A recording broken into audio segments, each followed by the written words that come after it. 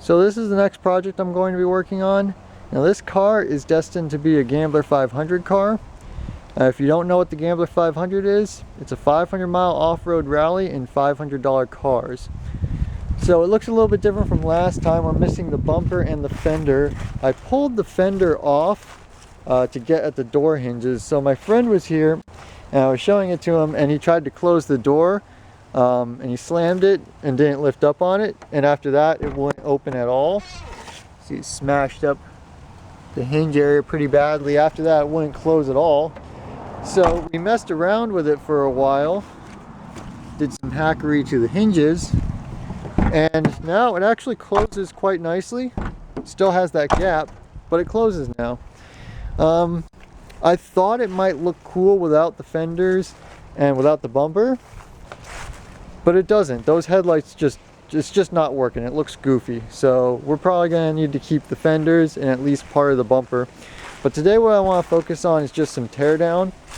So I've discussed this with multiple people, and everyone is in agreement that if we spend 2 or 3 days in this car, we will probably be sick.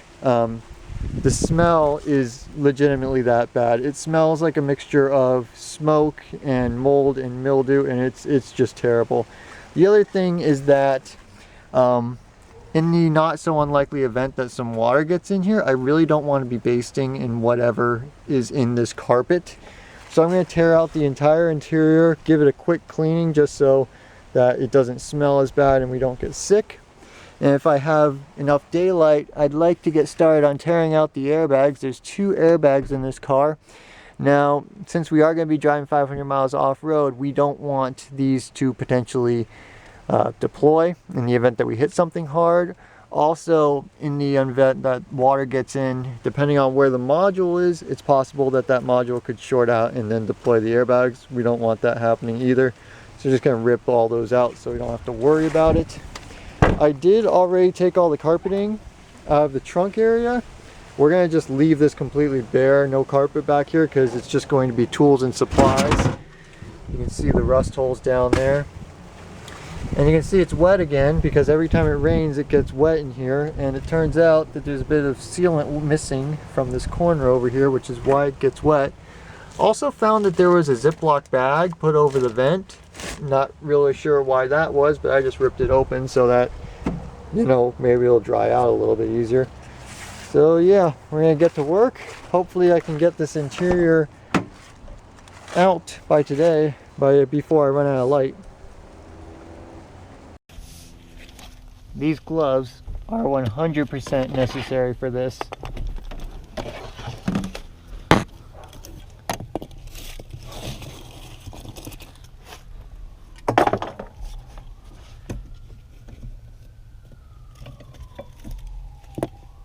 There's why it smells so bad, or one of the reasons why it smells so bad.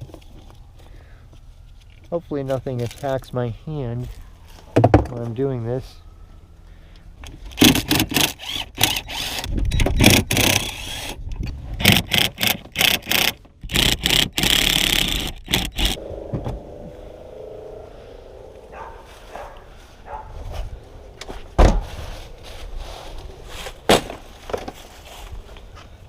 This one's going to be harder because this one won't actually move back and forth.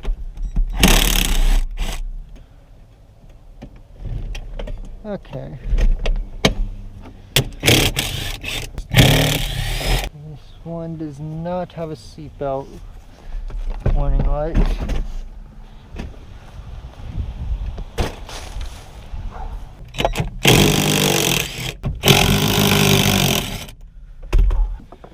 Okay. Well, that's probably the easiest rear seat I've ever removed.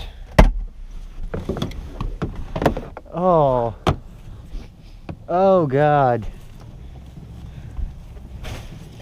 Oh, that's bad. Oh my God, the smell just got worse. Now you know why I absolutely hate jute padding. I wonder why those wires are orange. I've never removed one of these center consoles before.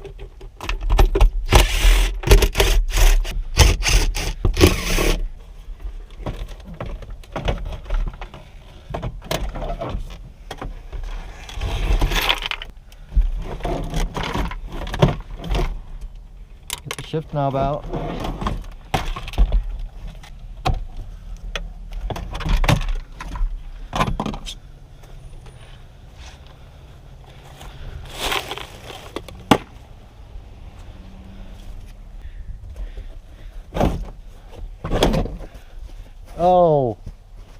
Oh, that's what the mold smell is. Okay, yeah, there's water under there. That's why it smells like mold.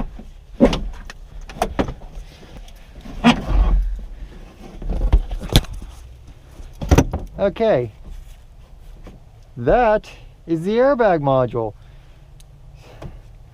I figured that the airbag module might be located somewhere where it was susceptible to water, but I was thinking more up here on the transmission tunnel like on my Honda. So yeah, we're gonna just rip that all out, including the airbags, because we can have some fun with the airbags later, but this, no good.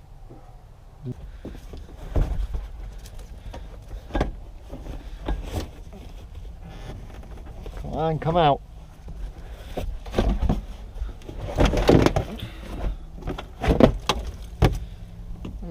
This side is not wet, but I'm seeing evidence of mud.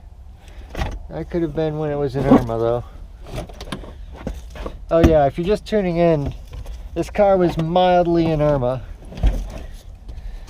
There's a little bit of water inside, but they didn't take it apart to clean it out. They just kind of left the windows down and aired it out. The more I remove, the worse the smell gets.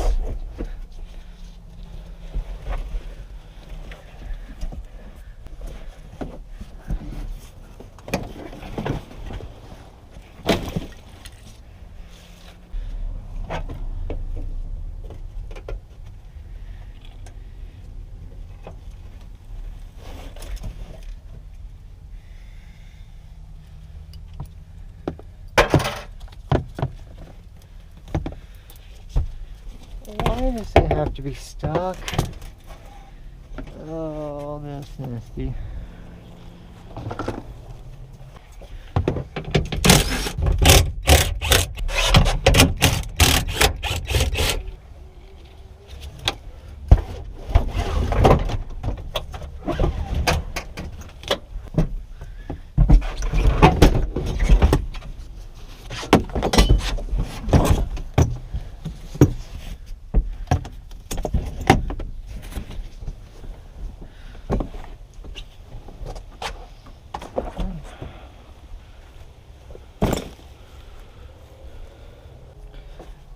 So I'm just going to remove this airbag module altogether. We're not going to be running airbags anymore, so no reason to keep it.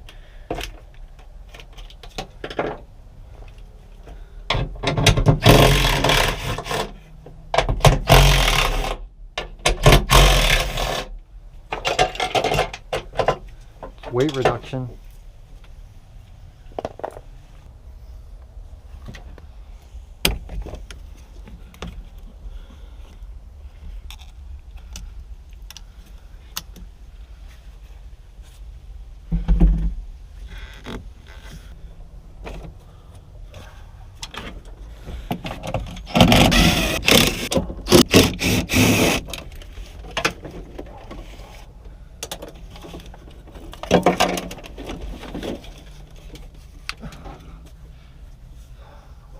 The passenger airbags are always the bigger ones.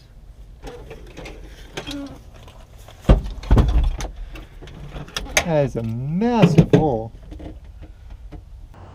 Alright, so that went pretty well. Got out everything I wanted to. Pulled the driver and passenger airbags. This is just an empty cavity now, so those won't be blowing up in our faces. So what I'm going to do next is I'm going to come through and I'm just going to pressure wash the floorboard because it's still pretty funky. There's a lot of dirt and debris and just general nastiness there. So I'll come through, I'll pressure wash the floorboard. It shouldn't cause any problems because now that the airbag module is removed, there really isn't anything on the floor that's especially susceptible to water. And I might drill some holes in the floorboard just so that the water can drain out.